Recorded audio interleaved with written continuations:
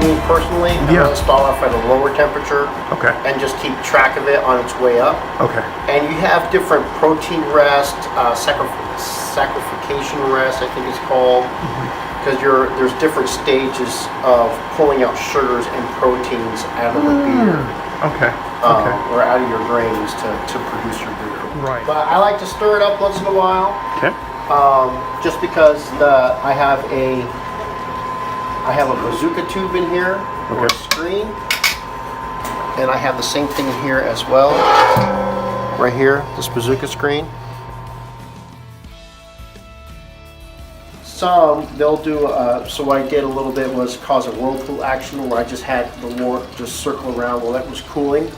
And I feel what happens is that when that whirlpool is going, everything collects to the center, and then when it rests for a few minutes, and it just falls to the bottom. So even though I have the bazooka in there, a lot of that sediment that has settled is acting like a filter.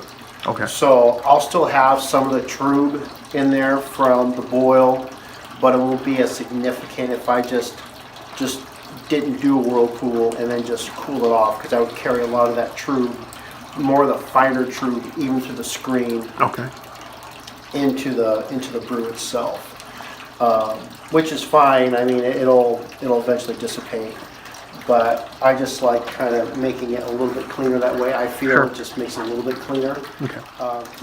And so the yeast that I like to use white yeast. I also like to use White Labs, and then I also like to use Cephale 05, which is kind of like the basic yeast. I like on how clean it is, so which means that a lot of the grain has now become, it's filtering this. So I'm going to leave this alone, so I'm not going to stir it. And I'm just going to transfer this to here. So I'm just going to switch pumps. And then what we're going to do is I'm going to drain this into here, and then this, the hot liquor tank, will be for our sparge. And so we're going to get more of the grains out of here, or the more of the water out of here, to get this up to get our boil up to 5 to 6 gallons. You should do like 6 gallons, just because of boil off, evaporation, all that doodad stuff. And some guys, they will just collect the main wort here, and they'll put it into the boil, and then they'll add water. But I'm all about the sugar content, because the more sugars you can get, the higher alcohol content you can get. So, which sometimes can put a smile on your face. Depends on what kind of mood you're in. So anyway, so that's that on that. So we're gonna transfer here. So I'm gonna unplug, and we're gonna switch hoses around, and we're gonna move forward.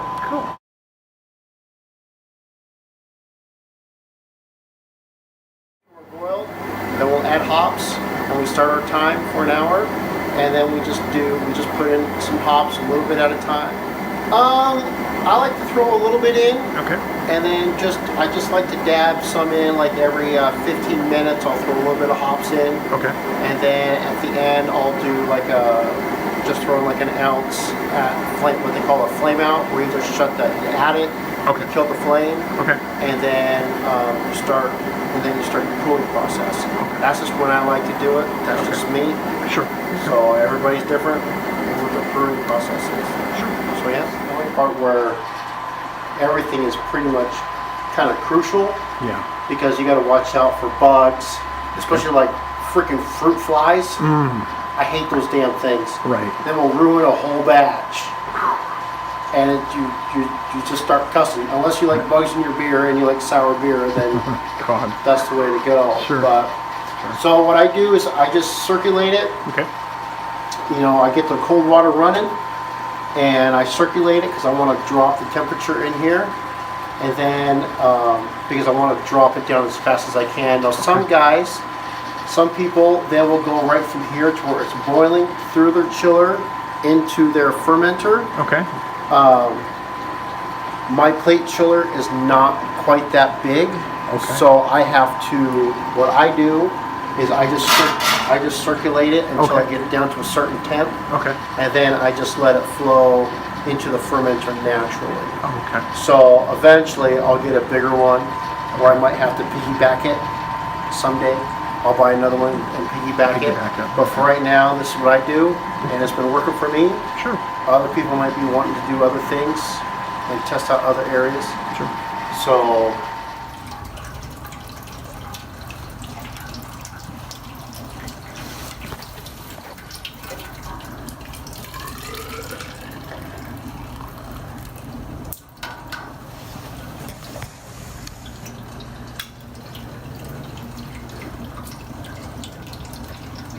So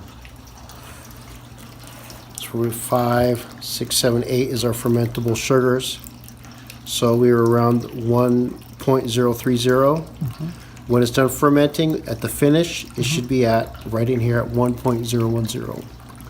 So we'll see what happens. Okay. And I could be wrong. I have the right to be wrong. So we'll see.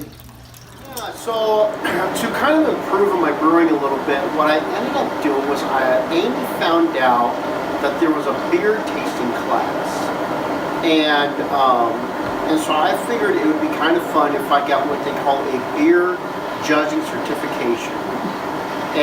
But to pass that test, you have to be like a nerd. I mean, it's the stuff that they talk about.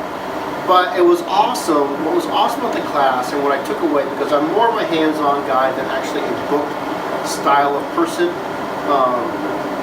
is what was awesome was I got to figure out what a beer should actually taste and the profiles of beer and the different styles of beers, but also the kind of off flavors that come out of it. You know, like a beer, if it tastes like corn, or if it has like a skunky kind of a taste to it, or Band-Aid's kind of a flavor.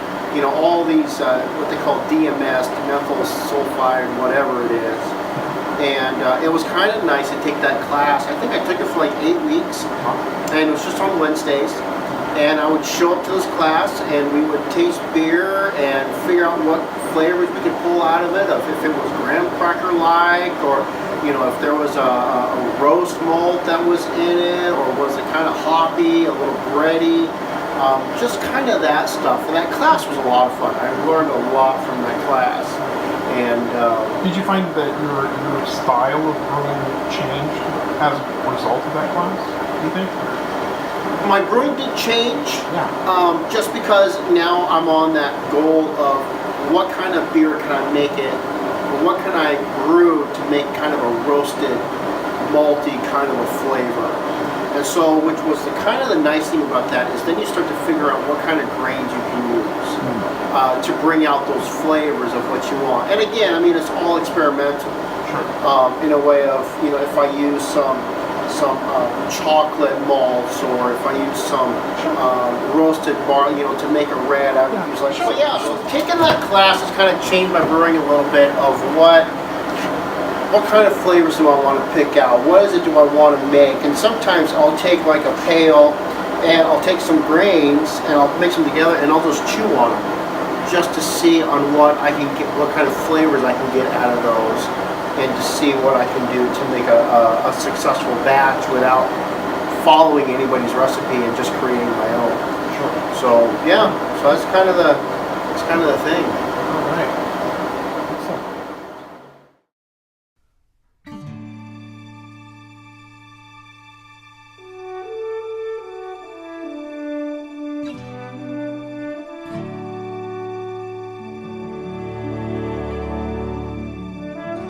Levels rechecked. But you know, it was a challenging time. It was a real challenging time, but I think just staying in faith with the Lord really helped, as well as, you know, and also with brewing, because it was a great mesh of, you know, being able to just stay in faith, and it's like God's going to do something great, to where also I'm going to brew this IPA and I'm going to see how it comes out. But pretty much. And here we are now. I mean, I still brew, and my wife let me buy a bigger kegerator. Praise the Lord. You know, can't argue with that. When she says you should buy it, I'm going to say yes, I should buy it, and I'm not going to argue with you about that one. And you know, but it's just a little bit at a time. And you know, you build up your equipment, because it can be a very expensive hobby, But I'm not. I'm kind of more of the lazy side of home brewing. I mean, I like nice equipment, but I'm not going to sink. You know, I'm not going to spend $15,000 on a barrel system. I mean, if my wife says I could do it, I'll do it. But it's not a top priority. Right now, it's, you know, getting my house situated and tightened up from all the remodels, and brewing has just become a side hobby of something to help me detox. And so yeah, so that's what I got.